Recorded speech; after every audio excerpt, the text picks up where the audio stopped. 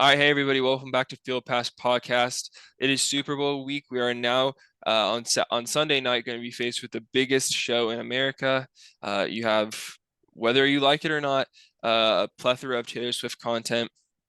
Usher is going to be lighting up the night, and we have the Kansas City Chiefs against the San Francisco 49ers in a Super Bowl that many are seemingly giving flack. I personally am a fan of this Super Bowl. It's not necessarily like a Lions Kansas City Super Bowl, which I think would have kind of a more interesting dynamic. But personally, I think the quality of the play is actually going to be really interesting. What do you think, Braden? Yeah, I think the Super Bowl has got a lot of hate, and I think most of that is from people that wanted to see a Ravens 49ers or Ravens Lions.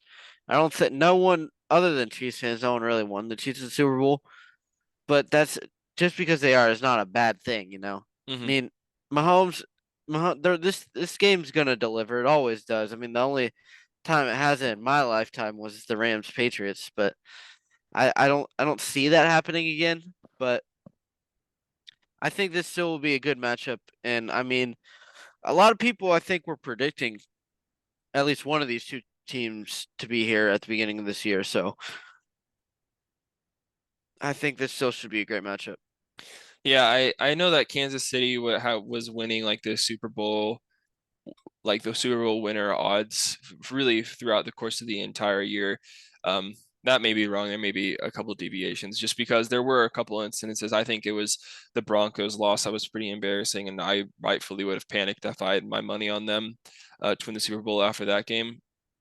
But yeah, personally, I think that although we're starting to see repetition of Kansas City not only winning these Super Bowls, but no, sorry, not only being these Super Bowls, but winning the Super Bowls. I understand the irritation, but generally the NFL does have enough parity to where you're able to see your team like once in a while make a run, or once in a while at least have something to hold on to that they're happy about.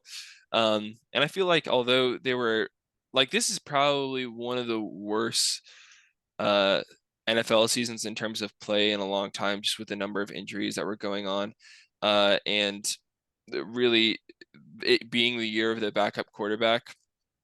But nonetheless, we've ended up in which I think is a redeeming Super Bowl, and it'll be an interesting storyline to see.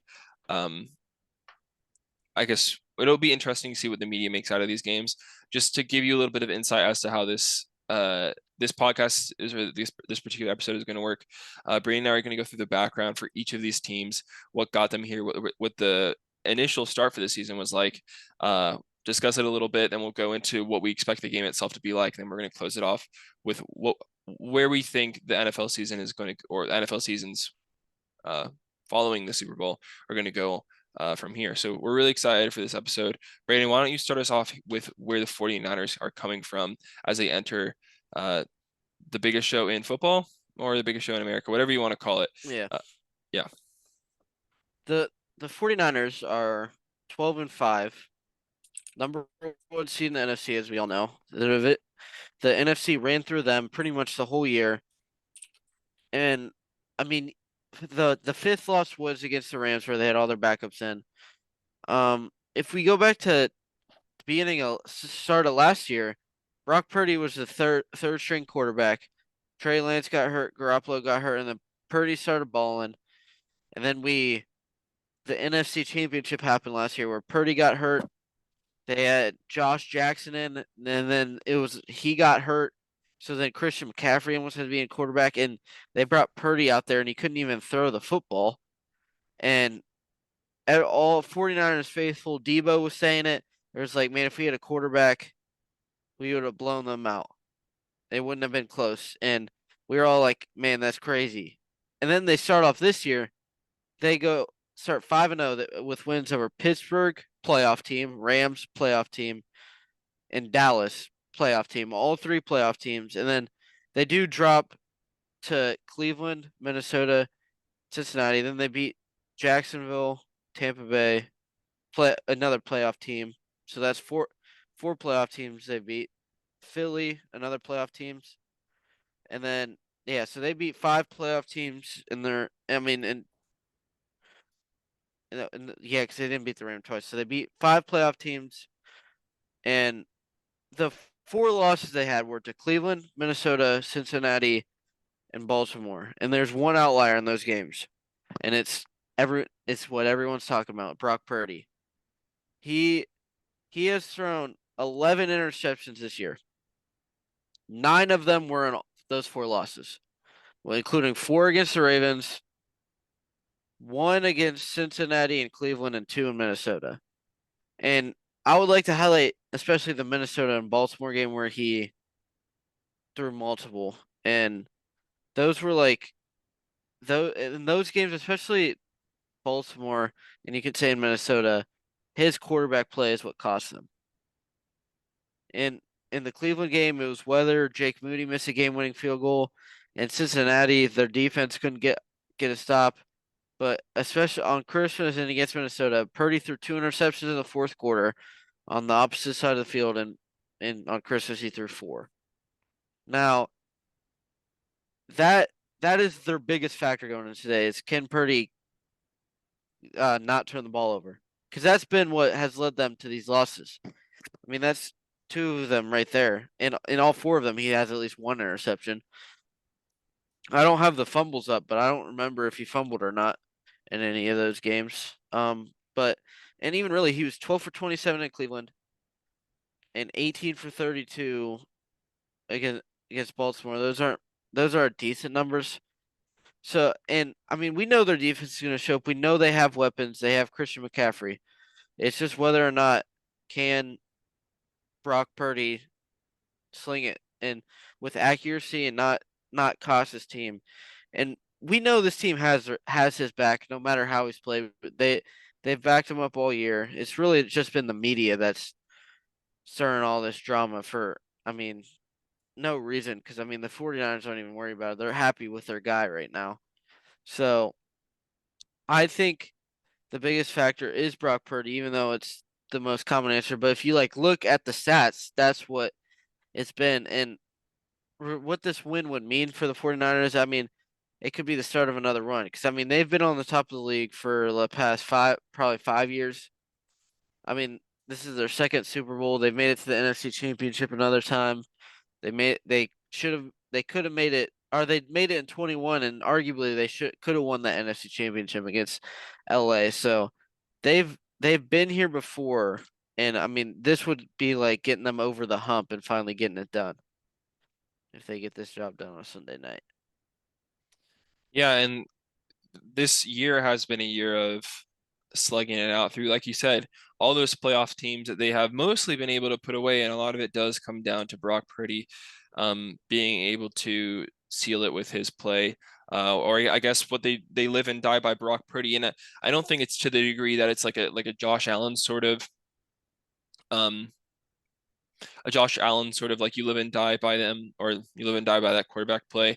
But at least with Josh Allen, it feels like in the times in which he has initiated those turnovers or he's caused them completely, um, they've had a defense that's been able to back them up and create wins out of losses. And not that the 49ers don't have capabilities on defense, they certainly do. It's just when you throw four throw four interceptions in that game against Baltimore, there's no way that you can do that. And I don't think what we're necessarily expecting, even like a Brock Purdy led, like a Brock Purdy led 49ers to go in a lossless season. But uh, those are where the cracks start to show. And if Kansas City's defense, which has been looking or has been moving on an upward trajectory to a massive extent over the past couple games, can really capitalize on and make those mistakes. I think that that's one of the issues that San Francisco has to prepare for. And then heading over to, I guess, the antagonist of the story, depending on where you're looking from, we have the Kansas City Chiefs, who are returning Super Bowl champions and have currently put together a season which can be defined as uh, disappointing. So certainly, if you're a Kansas City fan, you lost to the Broncos, which you haven't done. I think it was like 20 games or something like that. You were able to to string together a loss against another division opponent in that of the Raiders. Fortunately, you were able to put away most of the people that have been, I guess, giving you flack over the past couple years in that of the emerging rivalry against the Bengals. They were able to take care of them, and then of course in the divisional round against the Bills, they were able to beat them away for Mahomes. Was it first playoff win? So encouraging, I guess, encouraging tea leaves as we approach the end of the season. So there's something to be excited about. And then, of course, you have Patrick Mahomes, who, despite a generationally weak wide receiver room in that of Kansas City, you don't have any Tyreek Hill. You are certainly faced, well, not certainly, you are faced with Marquez Valdes-Scantling, who until recently has had a considerable dropping problem. You've had Kadarius Toney, who, aside from that one punt return in the Super Bowl prior, really hasn't been able to piece together anything sustainable or, dare I say, admirable from him, just from his play. They've almost struggled keeping him off they want to keep him off the field, it seems. Um, but I guess the light at the end of the tunnel in this wide receiver room is that of Rashee Rice, who has in as a rookie made considerable contributions to this team in his play, and you have to assume will continue to get better going forward into the future. So that's something at least you can hang your hat on. Um, Going back just throughout the course of the season, we could potentially, had the 49ers not won their most recent game, see a first game of the NFL season rematch in that of the Lions versus the Chiefs, in which the Lions beat the reigning Super Bowl champions by 1 point. The Chiefs were able to rebound from that until they eventually ended up losing to the Broncos in that embarrassing loss that we touched on before. Then, as the rest of the season started progressing along, playoffs weren't in doubt, but we started to see more and more cracks in the armor, especially as it relates to Travis Kelce, at least in my opinion, who hasn't been as productive as he has before. And that led to really like a toxic discussion surrounding Taylor Swift in the way that it relates to Travis Kelce's play and the national attention kind of getting ahead of this team on a number of occasions. It doesn't seem like it's affected them too much, certainly because they're within the Super Bowl. But I think that you can't exclude that from some of the struggles that this team may have had over the course of really the latter half of the season. Despite all of those issues, you've had a fairly dominant defense who's been able to keep them within these games despite some of the offensive struggles. And that's led to the Super Bowl, where they're now faced with what was once lauded as, I guess, the most complete team outside of Brock Purdy, who people seem to try and detract skill from. You're going against the 49ers, who have a dominant offense with, I would probably say, the best running back in the league as of right now, when you take out Nick Chubb and some of the other injuries to take into consideration, and that of Christian McCaffrey. You have a stellar wide receiver room with probably, in my opinion, uh, probably the second or third best wide receiver too, and that of Brandon Ayuk, and a stellar Deebo Samuel, who gives you horizontal running threats as well. And then an amazing defense on top of that, who I guess you could say have been limping into the Super Bowl, and I think personally are a area of concern for the Niners as well going into this game. But we just wanted to give you guys a quick recap as to what these teams are bringing into the playoffs, what we should expect from them, and Braden, let's actually talk about the game that we're going to be faced with on Sunday as the ball kicks off to whoever team it's going to be. What should we expect, and who are the major playmakers of this game that we should be taking into consideration outside of the obvious, and that of Patrick Mahomes and Brock Purdy, and then everyone else who we could just name off? Who should we be looking for to make plays? Um, I'll give you two. I'll do the 49ers. I'll give you offense, defense, and you Mm-hmm. could say the Chiefs. On offense, I think it's, other than Purdy, it's Ayuk and Kittle. Can they get going? Because they're going to involve Debo and they're going to involve McCaffrey. They always do. I think it's can they use their other options, whether it's Kittle or whether it's Ayuk. Can they get going on the offensive wise if that's in the pass game or if that's just Kittle blocking? Can they find unique ways to get? We saw him in the NFC Championship, but Aiden Hutchinson, one of the best rising defensive ends, on his butt. All right, so can he? They need to see more of that. Kittle not necessarily in the pass game, but again, Kittle can be very deadly in the pass game again. And then on defense, I think it's Greenlaw and Warner. They cover the middle of the field really well, and it's can they contain the playoff Kelsey, Travis Kelsey? Can they keep him contained and lock up the middle of the field? Because that's where Kelsey usually likes to hang out. He Hmm. likes to hang out around in the middle of the field and like gets linebackers to miss and is great in open space. That's how he always has been. Can the two linebackers, who are great linebackers, we saw Greenlaw get 2 interceptions against Green Bay, and we all know how good Fred Warner is. Can they get? Can they keep Kittle or not Kelsey contained and keep him from having another monster day? And I think those are the really two. And then I mean, even special teams, we've seen the difference with Jake Moody being on and off for 49ers. So he's young and he's in the spotlight. Can he be consistent like he has been all year? See, personally, I think that area, like the kicking, is an area of weakness for the Niners, and I think that that is something that really could shine. And it's good. It's good that you brought that up because I, I mean, like we brought up before, that Cleveland loss was not completely attributed to Jake Mooney, but if he had made that kick, they would have won the game. So it's when you're on the biggest stage and you're getting questions from all around you over the course of this week. People are crafting storylines around your play. You're getting scrutinized by people constantly leading up to this game. You're exhausted, constantly training, new environment. Those cracks could start to show. And I don't know if I was a betting man, or at least I would bet routinely, I would bet on a missed field goal over the course of this game because I think it's just going to happen. I think someone is going to Well, miss a field goal, and it's going to be a big uproar. Not necessarily, it may not be in an important time, but it could cause important. It could have important implications. I don't I don't really understand that because I mean Moody's only missed 4 field goals. It's not like he's only I mean he's 21 for 25 and he has a long of 57. So it's not like he's had a bad season.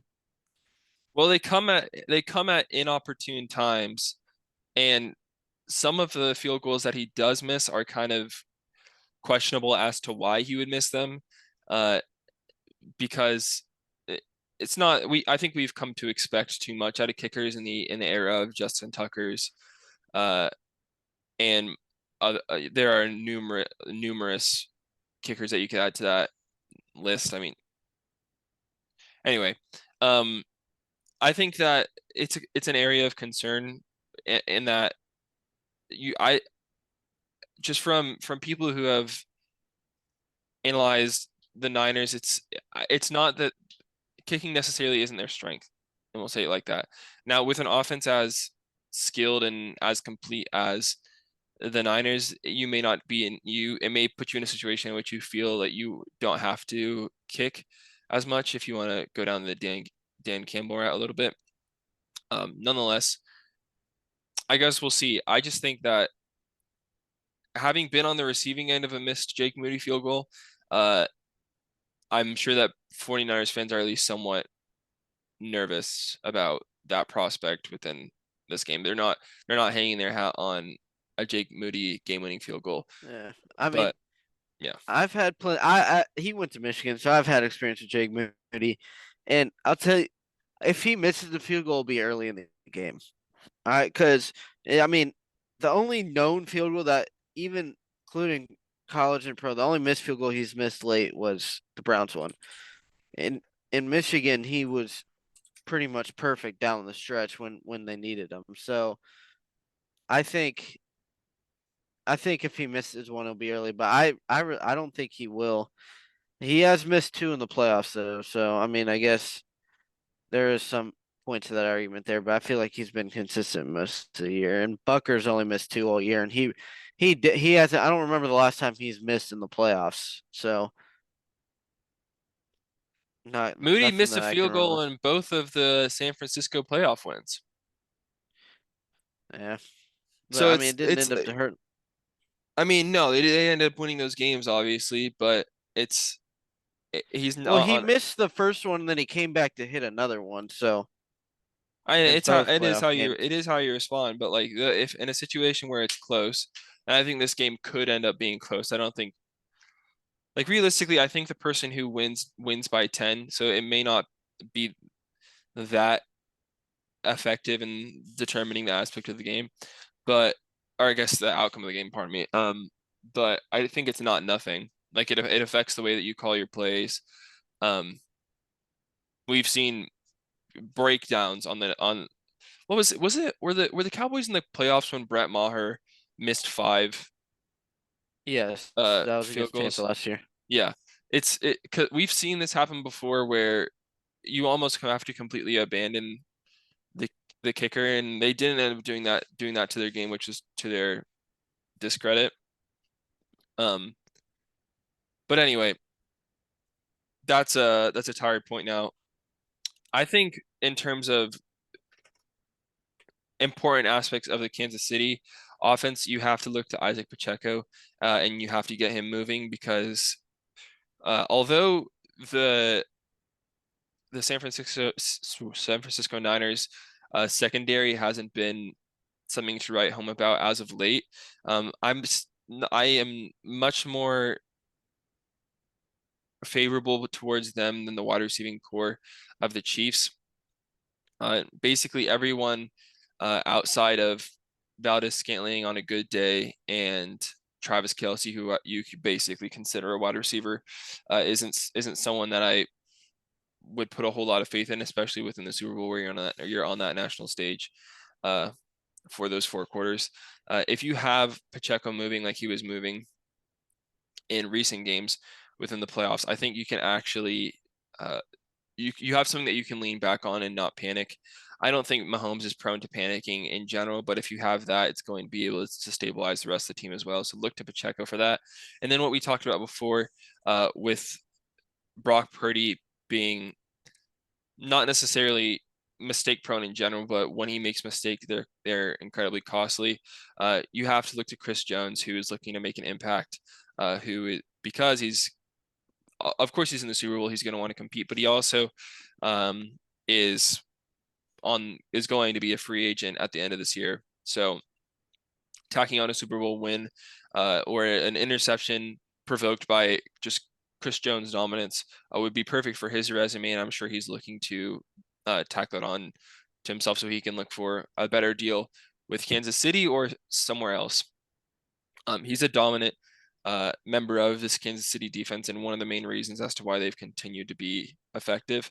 And well, not continue to be. It feels like this is like the best defense Patrick Mahomes has played on uh, ever, really. So I would look to him and Pacheco to create those game-defining plays. Uh, for Pacheco, I'm just looking for stability to bring to the offense, and Chris Jones, I'm more so looking for, like I said before, those game-shifting plays, and I think he can bring that to the table. Yeah, I mean, I don't really disagree with any of those. I mean, I think I just think. I mean, you mentioned this before. Drops are the biggest thing for Kansas City, and those other than Rashid Rice and Kelsey, everyone else has had a problem at some point this season, and it looks like Tony will play, so which he has in all playoffs. I don't think, or maybe since it has the wild card. I don't remember the last time he played, so that'll be an interesting story to see if he gets any playing time. But yeah, I think Pacheco and Chris Jones are just as pivotal as well. Hmm I one thing I will say about the Travis Kelce situation is, um, granted, the secondary and the linebacker room for Baltimore is incredibly solid as well. But I don't like the idea of him having to go up against Fred Warner, especially over the field. Um, I think he kind of runs out of gas after a certain point in time, and you can notice it. You can kind of see him coming out on important important plays. It plays in during his what I guess you would call his prime. He would be an active member of. So I don't want him to be in a situation in which he feels like he can't get open, and then we just don't see Travis Kelce at all over the course of the Super Bowl, which I think is unlikely, but I can certainly see as a possibility. Uh, it's he is Mahomes' most tried and true target, and if they shut him down, they're going to shut down the entire offense. Okay, going into next season, let's talk about a a world in which the Kansas City Chiefs win the Super Bowl. What does the storyline then become of Patrick Mahomes, uh, both as a game leader, as a team leader, but also just as a quarterback in general and how he ranks up against some of the best quarterbacks of all time, among the ranks of like Joe Montana, uh, Peyton Manning, obviously Tom Brady. Where does he fit into that if he wins this game? And how do you think this will affect the way that people talk about Mahomes going forward? I mean, I don't. He hasn't reached the Brady conversation yet, even with a win. Because Brady was 42 and he beat Mahomes in what you can consider as the beginning in his prime or the right before it. And I mean, that was a great Mahomes because I mean he was killing everyone and he still is. But I think this, if we, I mean, we already kind of look at it this way, but I think it solidify if they win this back to back, where this could be another Bill Belichick, Tom Brady with Mahomes and Andy Reid. If Depending on how long Andy Reid wants to coach, which is a whole nother story, and I don't really know much about. But I think if the more they keep winning these big games like Brady and Belichick did, which they won either 5 or 6 together. I no, I think it was 6, thinking off the top of my head. But if they can continue to win these, the Kansas City is going to be the spot where all these superstars want to go to win a Super Bowl that haven't yet, that are on these middle to lower tier teams that feel like they should be able to win a Super Bowl. This will be the like a attraction, like kind of like what Tampa Bay was when Brady went down there. I think that's what could happen if they win, and people will be interested in playing with Mahomes.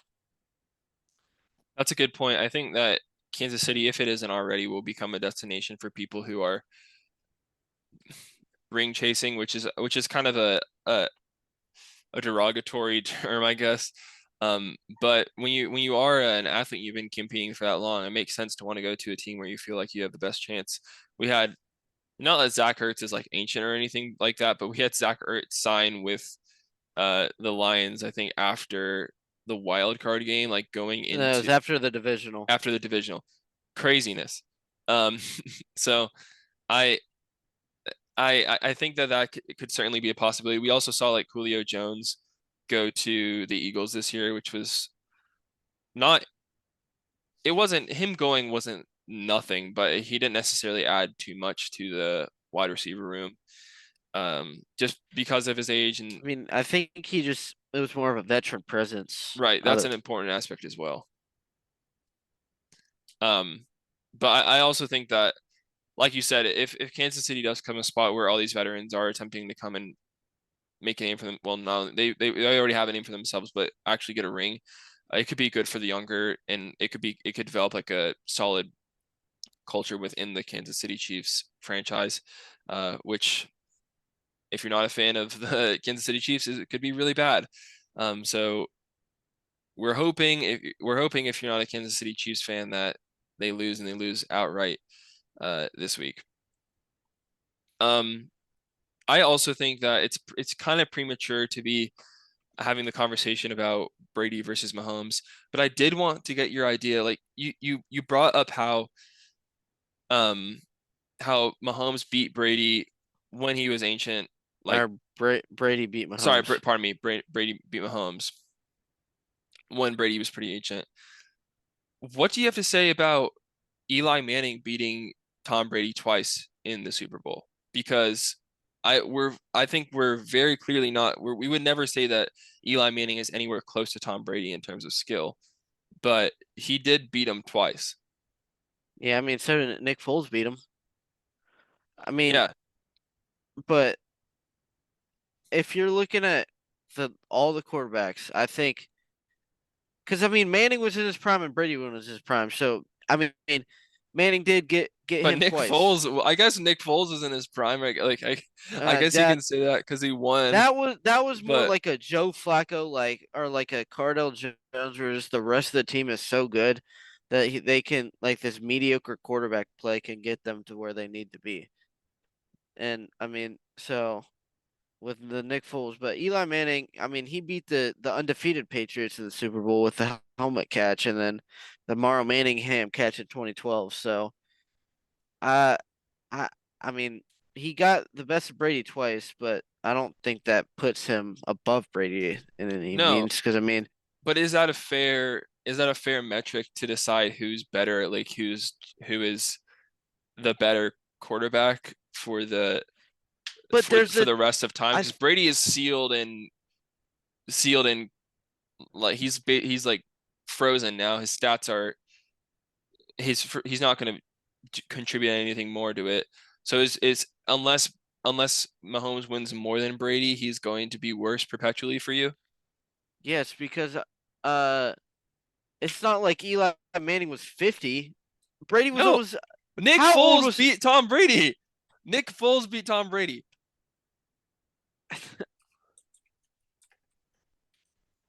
Tom Brady age when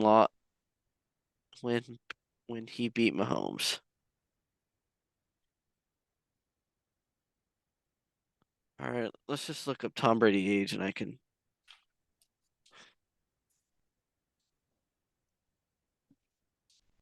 Tom Brady is 46. So in 21 that he was 43. And I mean if we pull up Super Bowl 2020, Yeah, I but the mean, it's thing not is, in that Brady went game, off. Mahomes threw for more yards. Brady threw But 29 I mean, times. Patrick Mahomes threw 49 times. Patrick Mahomes threw for 270 yards. He did have two interceptions, but like the but Brady threw close to half as much as Mahomes. Granted, he did have three touchdowns, but it's like just because of that win, he's perpetually going to be worse unless he gets to eight rings. To me, that seems unfair. I just I think winning in this sport means something, especially when you're comparing two people. But Now it's not like Patrick Mahomes let was me throwing fin against Tom Brady. He was throwing against the Buccaneers defense. I mean both defenses were I mean the Chiefs were 14-2, so you can't say they had a bad defense. We can I mean if we want to pull up this, let's go to the year they made the Super Bowl. I mean, it's not like they were a bad defense. The most points they allowed was 31 or yeah, 31 to the Buccaneers. It's like that was not a bad Chiefs defense, and both defense were good. Were good, yes. But I at the end of the day, Brady beat Mahomes in the Super Bowl, and Mahomes was in his prime, and Brady was not. Fine, sure. Brady was in his prime and Mahomes was not. But I still don't think Or that it's the other way around. sorry, You said I keep mixing them up. Brady was not in his prime. Mahomes was in his prime. I just don't think that's fair. I think it's Patrick Mahomes threw for more yards against that Tampa Buccaneers defense. Like there's only so much he can do. he Now, played worse though. He played worse. sure, he played worse, but that's one game. It's like the Super Bowl is one game. Granted, it's an incredibly important game, but it just it seems like you place so much weight on getting these rings when it's possible that So do rings not matter then? no, rings matter, like success matters, but not necessarily when you're up against. I would almost respect your thought more if it's like he needs to win more than Brady, and the Super Bowl where they fought it, where they went against each other, didn't even count, didn't really even matter that much in the grand scheme of things. That would make more sense to me. Because like it would be like saying, well, no, basketball makes a little bit more sense. Like if you were to say LeBron is worse than Michael Jordan because LeBron because Michael Jordan beat LeBron in the finals. That makes a little bit more sense because it's 5 on 5. This is 11 on 11, 11 on 11, and then you also have a complete other side of the ball which Brady torched, and that had nothing to do with Patrick Mahomes. So we'll put it to rest. But you and I have disagreeing opinions. I'm not even saying that they're within like the same category. I just think it's not a great weighing mechanism to determine who's better, at least If okay, right now. if they both have if they both have 7 rings, what's going to be the deterring fact? If they have similar stats, let's say everything is identical down the board, but Brady has a win over Mahomes in the Super Bowl, everyone's going to think Brady is better just Right, because of that game. but not by much. Exactly. Right, But right, but he's that would mean he's the GOAT. If they think Brady is better than Mahomes, I would think he's the GOAT. well, I would think that that would It be may not wrong. be my I think that that it would be may a wrong judgment. I think that that would not be the right move to make. Look, so if they no I think that I think that Mahomes could get to 6 rings and still be better than Tom Brady. Like there's still so many people who say that like Peyton Manning is better than Tom Brady, or or Steve Young's better than yeah, Tom but all Brady, or those Joe people are Montana stupid. is better than Tom Brady. I disagree with them, but I don't think that Peyton you Manning won 2 Super Bowls, bro. I mean, okay, but he's still like top 5. Like I would still put Peyton Manning in the top 5 of quarterbacks. And it's like it's not like Tom Brady soars above everyone for the rest of time. he I mean, he does right now. No, you're just partial to him because he went to Michigan.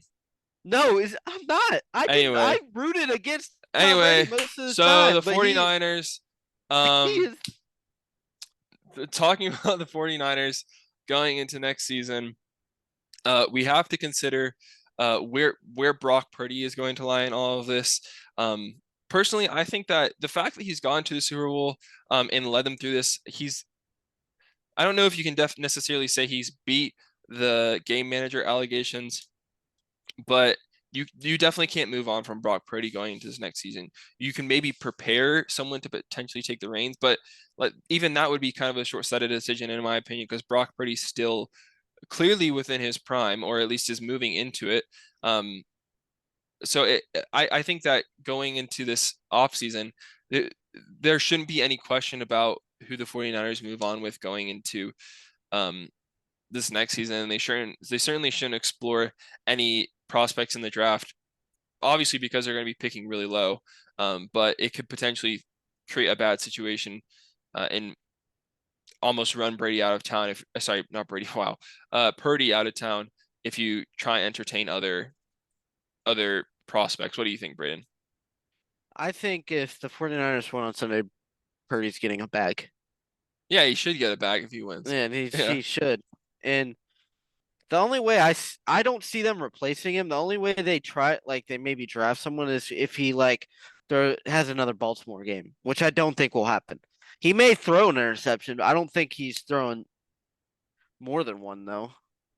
Unless if like he throws one early and then it's like the another one's like just like desperation or something. But I think he'll come out to play, and I think he'll play his game, and who knows on what will happen on the other side of the ball. But I think Purdy will play well, and I think he should be getting paid more than 850K for sure. I That's like think he'll get nothing in some sort. California, at least for an athlete. Yeah, he'll get some sort of bag, but I think if he wins a game, they'll really give him a bag. Yeah, I agree. I think they should just give him all the money from the merch sales that they're going to make if they win that game because it would probably be more than 850K, I can tell you that. Yeah, Um, I I definitely agree. I think that if Brock Purdy wins, he cemented himself as I guess you have to say the quarterback of the future for the Niners. Like it would be really, really, really difficult to move off of him after he won you a Super Bowl. But that would mean you would have to maintain the rest of your offense eh, for perpetuity for as long as he's there, like as long as he's there in order to ensure that he if he truly is a game manager, and if this is what the 49ers think, if they don't necessarily think they're winning this strictly based on his own skill, you're going to, like I said, in perpetuity have this amazing offense that just sustains Purdy. But then also you can't move off of him because he won a Super Bowl, and it's if you move off of him, you're potentially abandoning a Super Bowl winning quarterback for your team. So you're like in this catch 22 where like obviously you're in a great situation because you won the Super Bowl, but looking further into the future, like that's a difficult decision to make. And it's a difficult thing to keep an offense around him moving as efficiently as it is right now. I mean, we're seeing Mahomes, who, although he's not on a rookie deal anymore, really struggle with the wide receivers he's been given, and I don't think Brock Purdy's anywhere close to Patrick Mahomes. So, what does seeing a dip in the quality of wide receivers or offensive linemen or potentially like halfbacks for the Niners look like uh, for Brock Purdy? And if he wins this game, I think that it almost puts the Niners in a really uncomfortable situation going into the future. Sorry, what was the question? Like, do you think that like that's a fair thing? Because I think that that's hard personally. You either have to maintain this amazing offense off or surrounding Brock Purdy, or you get rid of Brock Purdy, who won you Super Bowl, and you potentially I like in fall no in quality. situation in no situation should you get rid of Brock Purdy. They've seen what happens when you don't have a competent quarterback in Jimmy Garoppolo or even really Trey Lance. But what if he has like a down year or something like that? Like, what if? Purdy, I mean, you've seen what when he plays well, what happens. You win a Super Bowl, so I mean, why would you like? You don't want to break something that's not broken, you know? Mhm. So there's no point in messing anything up if they, especially if they get this game done. But I mean, Jimmy Garoppolo was their quarterback, and I mean, they weren't doing anything on offense. And then Purdy comes in the picture, and all of a sudden they're putting 45 points a game. So that, I mean, I don't, 49ers, I think the 49ers remember this, but I think everyone else has forgotten of like this. He very well could be a game manager. Who cares? He's making their offense better because we've seen worse in these past couple years. We've seen worse out of quarterback play in San Francisco. So I think I think the whole get rid of Brock Purdy is one of the worst arguments right Yeah, now in sports, and this could come back to bite me. But I don't see a need for this at all. I don't think it's a viable choice. I don't think that at all. I think that ultimately you have to stick with him, but it's not an easy. All I'm saying is it's not an easy situation to be in if you're the Niners because you either can't pay Brock Purdy the amount that I think he deserves after winning that, or and by not paying Brock Purdy, you keep the rest of your offense functioning, or you don't pay Brock Purdy and he goes somewhere else. So, like the salary cap is also a bigger issue as well, because it because that's kind of that situation. I think if we win the Super Bowl, that'll answer the question about whether or not Brock Purdy is a game manager or not. Like, can we settle that debate if he wins, or is that always just going Yeah, to be a thing about him? I think one will always be a thing, and I think he's already beat that argument by getting him here. So I mean, because I don't know, a game manager is like doing the bare like it really doesn't matter if you play good or not. And this team, I feel like and when Purdy plays bad, they lose, but when he plays really good, they don't. So like they're not dependent on they're dependent on his play at the same time. So Yeah, it's he not has like to he be can go given out some there and throw four interceptions and lose, or sorry, and win. he yeah, he has to be given some sort of credit for what he's doing. So it's not all on. I mean, the system's great. Don't get me wrong, but it's not all on the system. It is because at the end of the day, he still has to hit the receivers. And for the most part of his career, he has. Hmm. I just think that, and I'm not saying, and I've been like defending Brock Purdy for most of the like over the course of the season because he has been producing but I don't know if I would put him anywhere like I can't have him sniffing the top 10. Like I can name 10 quarterbacks off my head right now who are better than Brock Purdy. And let's do it. Lamar Jackson, Patrick Mahomes, Josh Allen. Would you put Trevor Lawrence above Brock Purdy? No.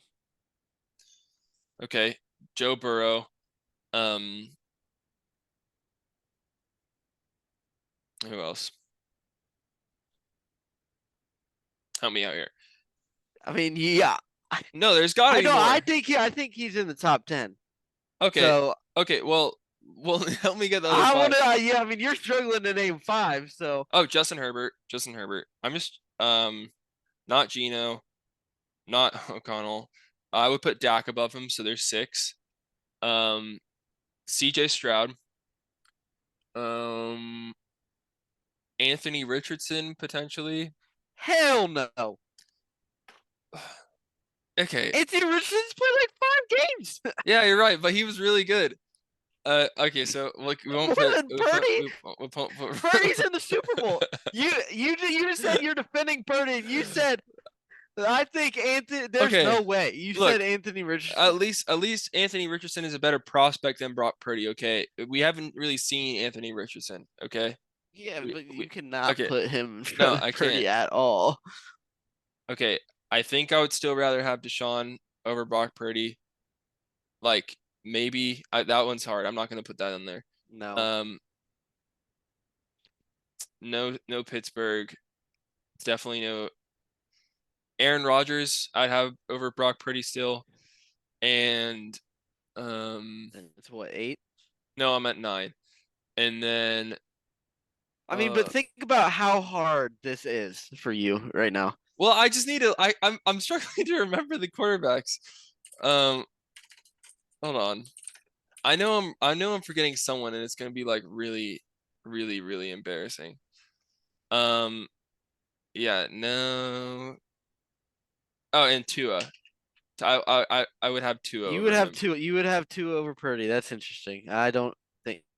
I mean, Actually, you no, said maybe not Tua. Maybe not. No, Jordan Love. Jordan you Love. Jordan Love. I have Jordan Love. Oh, and then you have Jared Goff and two. Oh, and those are two people he beat in the playoffs. By the way, I'm just stating the facts. oh my gosh, we're back to the he beat him in the playoffs. Okay, This year, so they should have won that game. The Packers should have won that game. yeah, but Brock Purdy had the game when the game was on the line. Brock Jalen Purdy led Hurts is that. better than Brock Purdy. There we go. I know I forgot about that. Okay, Kirk but Cousins Brock, is well, maybe. Man, maybe not. you said you have been defending Brock I Purdy, and then have, you are I have, trying to but we have disprove to be that. honest. We have to be honest. Like, I mean, sure, the 49ers could have a better quarterback, but you got. I mean, he has thrown for 4,300 yards and 31 touchdowns. And I mean, the touchdowns isn't that much, okay, so but I mean, think about how many McCaffrey. who in that list do you have issues with? I don't. The Jared, the Jordan Love. This is what I gotta say about that situation. And when the game mattered, Brock Purdy let his team down for a touchdown. When Jordan Love, he had time to get his lick back, and he threw a crossbody interception. All right. Okay, yeah, but that happened. Like Brett Favre did the same. No, granted, he was a lot older, but it's like, it- but this is why I have an issue with the situation, like the measuring technique. They were going.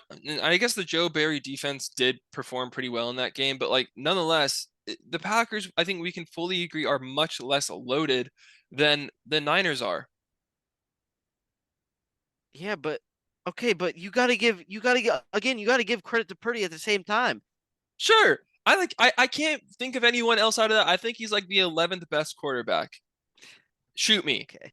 shoot me. I I don't know why you're trying to like. I don't know why this is an argument. We like he's in the Super Bowl, and all the quarterbacks you mentioned, other than Mahomes, are not. So Oh my gosh. I think that's what we got to focus on. He has led his team to an in his first 2 years. It's been an NFC Championship and a Super Bowl, and What? You think Purdy's he better than deserves Josh credit Allen? for that. No, I'm not. I never said that whatsoever. I am just saying You you got think to give Purdy's credit better when than Jalen credit is Hurts? due. No, I Do you never. think Purdy? I It, think he's in. I think he should be in the top 10 for how well he's played. Yes, he's had some bad games. Everyone has had bad games. We're just being more critical on him because of the team around him. that's true. That's true. I mean, we didn't. We didn't. We. I haven't. I've the only person I've heard criticize Jalen Hurts was Oh, the one. I'll criticize David Jalen Hurts Carr. David. No, but I'm just saying. No.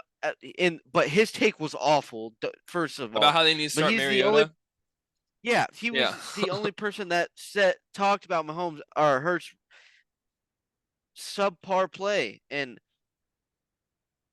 just I mean Purdy has played like he's had good games, but everyone's just forgetting that and just is ignoring the fact and thinking and just looking at the team around him.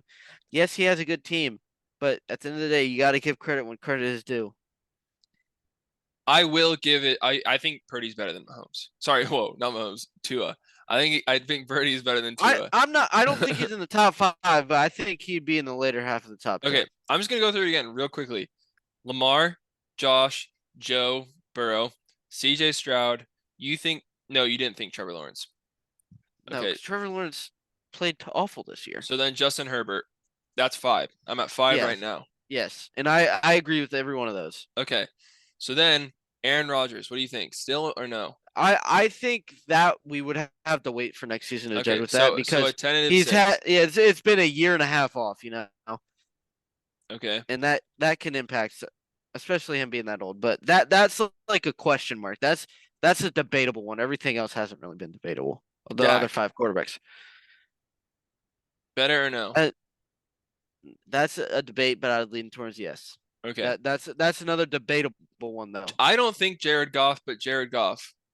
I that is a very strong debate again. I think that's questionable. Okay, so a I tentative. think that would lean towards a no though, I think.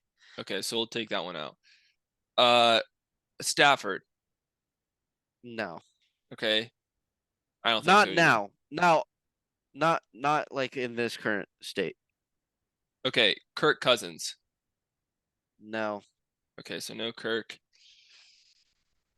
I think you can put Hurts in there. Okay, yeah, You even said Hurts. Hurts yet. All right, no Hurts. Okay, So yeah, so then you would have him probably around the eighth best 8 or 9. quarterback. Yeah. Yeah, All right. 8 or 9. Okay. I'm not too mad about that. There are a couple in there that I think are a little wishy-washy, but I I think he's like right on the bar or he's just outside it. So Okay. like 10 or 11. But But let's pick the actual game now, why don't we? I yeah. think we've spent enough time on these storylines Oh, and at the that was a long yeah. conversation. Okay. So, well, all right, yeah, Yeah. give me your take There's about there this recent Super Bowl. there's one Super Bowl champion every year. And this year, I believe it will not be Brock Purdy. I think it will be the Kansas What? He's City the best Chiefs. quarterback. He's the top 10 quarterback. I'm joking. All right. That doesn't mean he's not just because I'm picking the Chiefs. I I'm joking. think I think at the end of the day, if we've looked at really all these Chiefs games and um you can bring the Ravens one, you can bring I wouldn't say the Buffalo one because that was back and forth. You could say Miami, and you could really say with Cincinnati, they were back and forth at the start, but then once the Chiefs defense took over and slowed the game down, that's when they found success. We saw it in the Cincinnati game. I think Cincinnati was up 10-0. Miami got it to 10-7, and then the Chiefs scored 16 straight. Uh the Chiefs got it to 17-7, and it was like that the whole game because of the defense. The defense made plays. So I think the defense of Kansas City will slow the game down. And honestly, I think the Chiefs get out to like a 20, 21-7, 24-10 lead, and they slow the game down. I think the Chiefs end up winning 27-17. in beating the 49ers.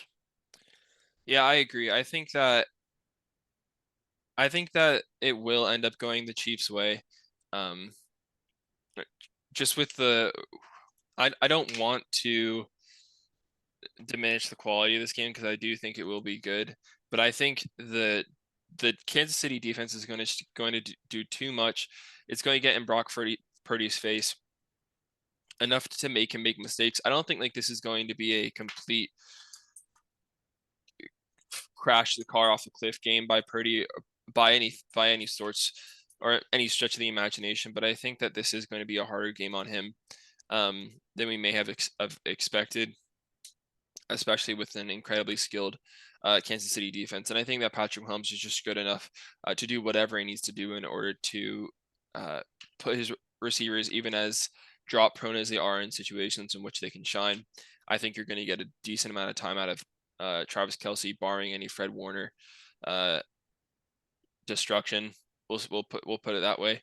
Um, I just feel confident in the Chiefs.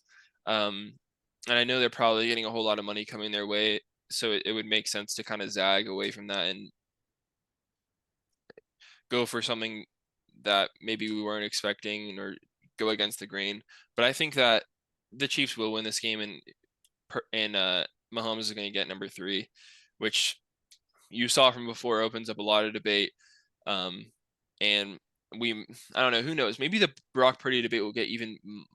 It's probably going to get worse now that if he loses this game. So I don't think Purdy will have a bad enough game to where it'll be because I mean he could still have a good game and lose. I mean look at Jalen Hurts last year.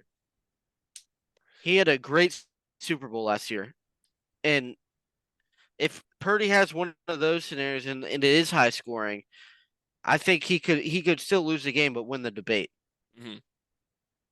But I yeah I don't know. Yeah, I think that per Jalen Hurts he's struggled on the playoffs, but yeah, even in that game, I think people recognize that he performed well. Other than that fumble that resulted in like that scoop and score, which I don't know how much you can put that on him. Um, Overall, yeah, I think you're right. I think that's an accurate assessment, and I think the Chiefs will come out with a win. Um, but tell us if you think we're wrong, if you think I'm an idiot for my Brock Purdy takes. But thank you guys so much for sticking out with us this season. There's more to come about the off season here soon. We'll do a digest about uh, the game here on Sunday, which we're really excited for. And thank you guys so much for listening. Yep. Hope you all enjoy the Super Bowl. Yeah, Peace. see you later.